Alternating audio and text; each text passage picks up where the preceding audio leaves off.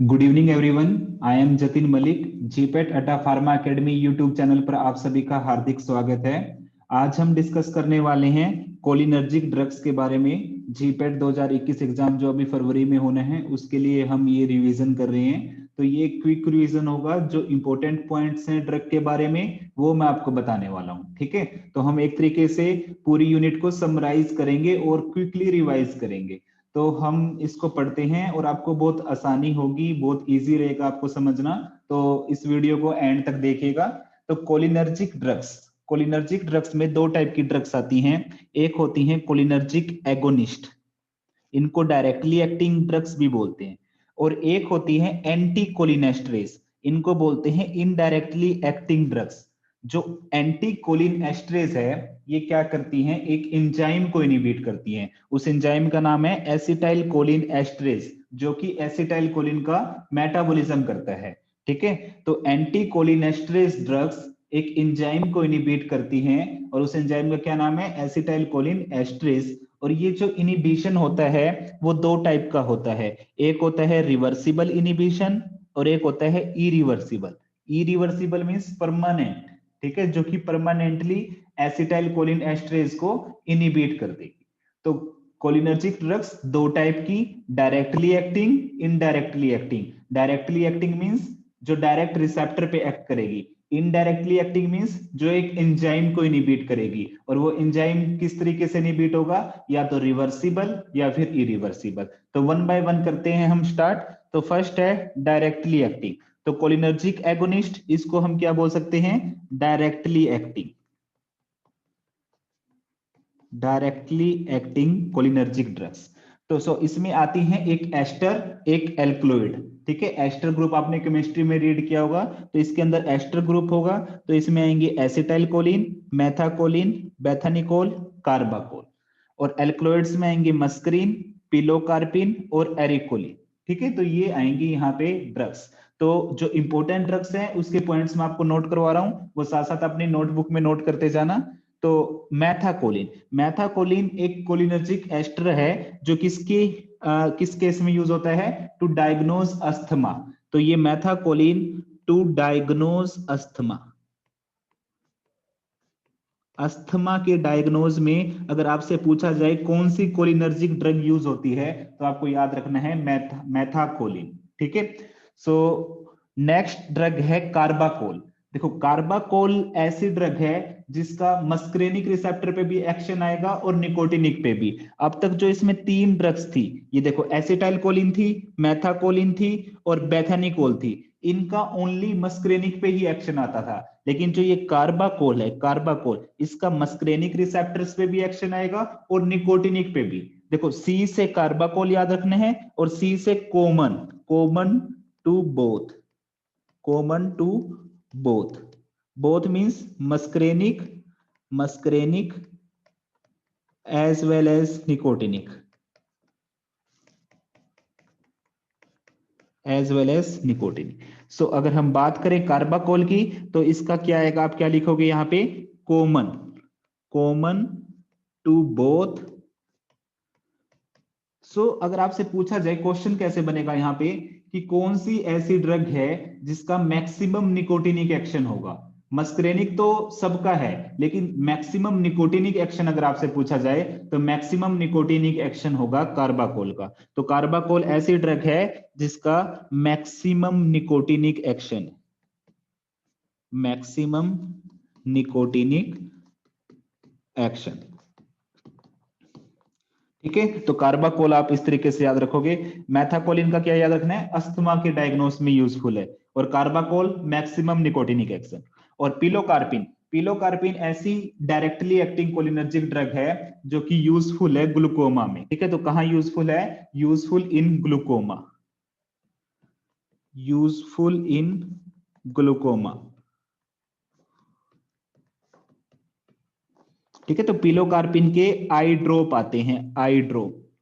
तो पिलोकार्पिन का एक आपको याद रखना है कि ग्लूकोमा में यूजफुल है, और ये डायरेक्टली एक्टिंग है क्योंकि डायरेक्टली एक्टिंग ही हम अभी डिस्कस कर रहे हैं। ठीक है, अब नेक्स्ट है एंटीकोलिनेस्टरेज। तो इसको एंटीकोलिनेस्टरेज होती है ये indirectly acting drug, indirectly acting, ठीक है, इनडायरेक्टली एक्टिंग। सो एंटीकोलिनेस्टरेज है, इनडायरेक्टली एक्टिंग है। कंफ्यूजन कहां आता है, कुछ स्टूडेंट्स एंटीकोलिनेस्टरेज और एंटीकोलिनर्जिक दोनों को सेम कंसीडर कर लेते हैं, बट दोनों अपोजिट होती हैं। एंटीकोलिनेस्टरेज, एंटी मतलब अगेंस्ट, कोलिनेस्टरेज मींस जो कि एंजाइम है, जो एसिटाइल कोलिन एस्ट्रेज के अगेंस्ट वर्क करती हैं, उस एसिटाइल कोलिन एस्ट्रेज को इनिबिट करती हैं। तो उस एंजाइम को दो तरीकों से इनिबिट किया जा सकता है, एक होता है रिवर्सिबल इनिबिशन और एक होता है इरिवर्सिबल।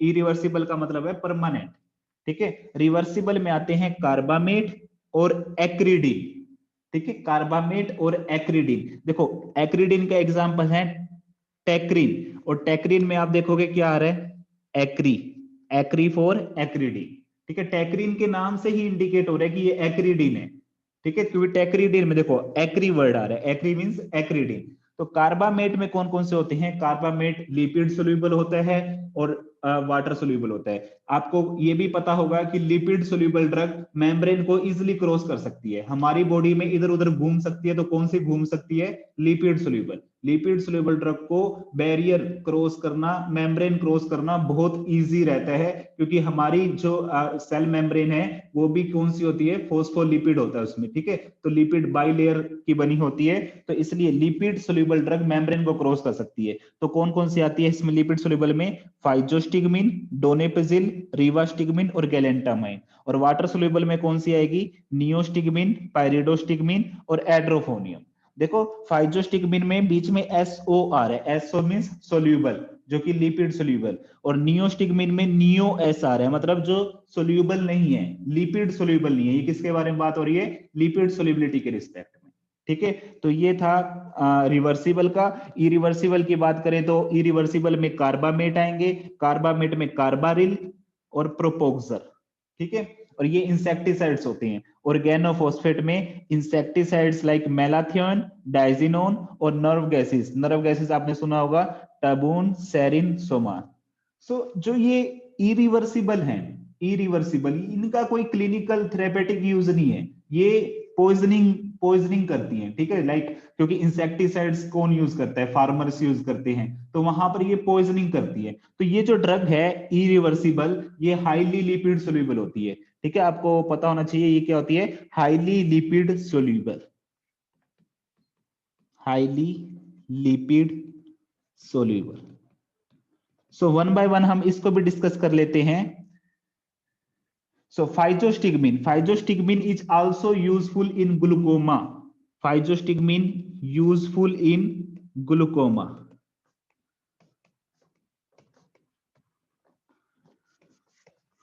ठीक है, लेकिन यहां पर याद रखना कि फाइजोस्टिगमिन क्या है, इनडायरेक्टली एक्टिंग है। पिलोकार्पिन भी ग्लूकोमा में यूजफुल थी। आपको एग्जामिनर यही कंफ्यूज करेगा कि आपसे पूछेगा which one of the following drug is directly acting cholinergic and useful in glaucoma, ठीक है। तो डायरेक्टली एक्टिंग कोलिनर्जिक अगर आपसे पूछ रखा और ग्लूकोमा में, तो वो पिलोकार्पिन होगी। लेकिन ये क्या है, फाइजोस्टिगमिन इनडायरेक्टली एक्टिंग, इनडायरेक्टली एक्टिंग। और ये फाइजोस्टिगमिन ड्रग ऑफ चॉइस होती है, ड्रग ऑफ चॉइस किस केस में, बेलाडोना पॉइजनिंग में, बेलाडोना, बेलाडोना पॉइजनिंग। इस बेलाडोना पॉइजनिंग के एक दो नाम और भी हैं, ठीक है। बेलाडोना आपको नाम सुना होगा, एट्रोपिन का होता है, एट्रोपा बेलाडोना। इसको धतूरा पॉइजनिंग भी बोल सकते हैं, धतूरा पॉइजनिंग, या फिर एट्रोपिन पॉइजनिंग भी बोल सकते हैं, एट्रोपिन पॉइजनिंग, एट्रोपिन पॉइजनिंग। तो कई नाम हो सकते हैं इसके, ठीक है, दो तीन नाम है। तो फाइजोस्टिगमिन ड्रग ऑफ चॉइस होती है बेलाडोना पॉइजनिंग में। एट्रोपिन क्या है, एंटी कोलिनर्जिक ड्रग है, और ये क्या करेगी, फाइजोस्टिगमिन एसिटाइल कोलिन का लेवल इंक्रीज करेगी, ठीक है। अब donepezil, rivastigmine, galantamine, it is drug of choice in case of Alzheimer disease, Alzheimer disease. Alzheimer disease में क्या होता है, मेमोरी लॉस, एल्जाइमर डिजीज में क्या होता है, मेमोरी लॉस, ठीक है। एल्जाइमर डिजीज में ड्रग ऑफ चॉइस है कौन सी, डोनेपेजिल, रिवास्टिगमिन, गैलेंटामाइन, इनमें से कोई भी ड्रग हो, ठीक है, ऑप्शन में एक ही मिलेगी, तीनों की तीनों नहीं मिलेगी। अगर तीनों की तीनों मिलेगी तो नीचे ऑल ऑफ द वो answer, all of these answer आएगा, तो ऑप्शन होगा ऑल ऑफ दीज पे आपको टिक करना है। ठीक है, तो ये था इसके बारे में। अब नियोस्टिग्मिन और पायरिडोस्टिग्मिन, देखो ये दोनों बहुत इंपॉर्टेंट ड्रग है, इनको जरूर आपको याद करके जाना है, क्योंकि यहाँ पर आता है माइस्थेनिया ग्रेविस का कंसेप्ट। तो नियोस्टिग्मिन एक कौन सी कंडीशन में यूज होती है? Myasthenia gravis, myasthenia gravis treatment, ठीक है, माइस्थेनिया ग्रेविस के ट्रीटमेंट में यूज होती है नियोस्टिग्मिन भी और पायरिडोस्टिग्मिन भी। कोई कर सकते हैं, बस क्या फर्क है, पायरिडोस्टिग्मिन लॉन्ग एक्टिंग है एज कंपेयर टू नियोस्टिग्मिन। ठीक है, बस इतना ही डिफरेंस है। फिर और कहां यूज होती है? सेकंड आपको याद रखना है, कोबरा बाइट, कोबरा बाइट। ठीक है, ये कंडीशंस हैं कुछ आपको याद रखनी है। Third, post operative, post operative paralytic ileus, paralytic ileus. Fourth, post operative urine retention. ठीक है, ये कुछ कंडीशंस हैं जहां पर नियोस्टिग्मिन यूज हो रही है। और फिर फिफ्थ, रिवर्सल ऑफ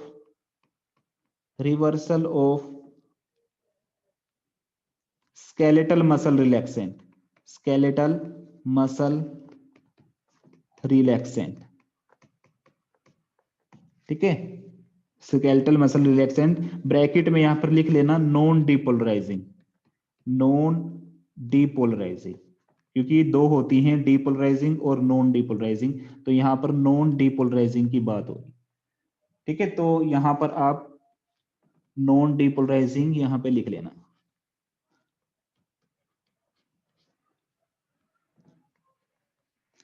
ओके, अब एड्रोफोनियम कहां यूज होती है? एड्रोफोनियम, एड्रोफोनियम यूज होती है डायग्नोसिस में।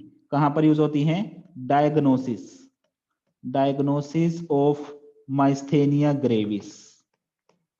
ठीक है, और इस टेस्ट को बोलते हैं एमिलियोरेटिव टेस्ट,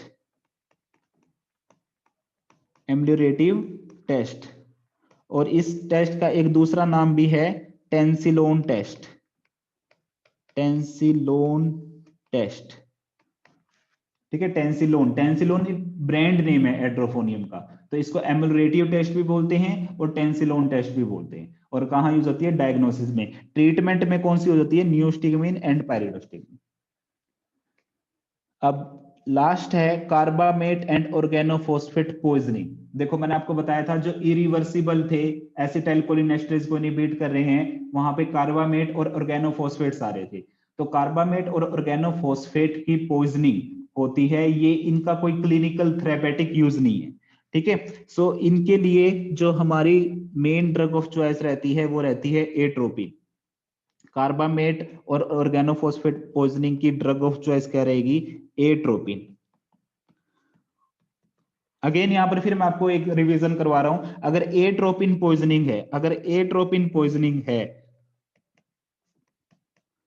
अगर एट्रोपिन पॉइजनिंग है, तब ड्रग ऑफ चॉइस कौन सी रहेगी? फाइजोस्टिग्मिन। ठीक है, तो यहां कंफ्यूज नहीं होना कि पूछ क्या रखा है। अगर एट्रोपिन पॉइजनिंग है तो यहां पे ड्रग ऑफ चॉइस क्या रहेगी? फाइजोस्टिग्मिन। ठीक है, स्टिग्मिन, यहां पर थोड़ा राइटिंग इशू आ रहा है तो आप देख लेना, फाइजोस्टिग्मिन। ठीक है, so drug of choice atropine है। और आपने नाम सुना होगा ऑक्साइम्स का, ऑक्साइम्स, तो याद रख ट्रिपल ओ से, triple O, oximes only for organophosphate poisoning, organophosphate poisoning. ठीक है, oximes only for organophosphate poisoning, मतलब क्या है? एग्जाइम्स कार्बामेट पॉइजनिंग में यूज नहीं होते, ऑर्गेनोफॉस्फेट पॉइजनिंग में यूज होते हैं, वो भी एक लिमिटेड टाइम पीरियड में। सो ये एक मेन हमारा टॉपिक था जो कोलिनर्जिक ड्रग्स के बारे में था। सो ये एक क्विक रिवीजन था, वैसे बहुत कंसेप्ट होते हैं इन यूनिट्स में, लेकिन जीपेट पॉइंट ऑफ व्यू से जो भी ड्रग का इंपॉर्टेंट पॉइंट था वो मैंने आपको डिस्कस किया। ठीक है, तो अगर आप केडीटी की बुक उठाओगे तो उसमें क्लासिफिकेशन होगी सिर्फ, उसमें कुछ पॉइंट्स डिस्कस नहीं कर रखे ड्रग्स के बारे में। तो इस वीडियो का मेन टारगेट, मेन एम यही था कि आपको जो ड्रग के इंपॉर्टेंट पॉइंट भी हैं वो भी मैं साथ साथ डिस्कस करूं। ठीक है, तो आपको कैसी लगी ये वीडियो, अपने रिव्यूज जरूर प्लीज शेयर करना। ठीक है, सो आगे की वीडियो के लिए भी हमारे चैनल को सब्सक्राइब करना और बेल आइकन जरूर प्रेस करना ताकि नोटिफिकेशन आपके पास आती रहे। ठीक है, थैंक यू वेरी मच।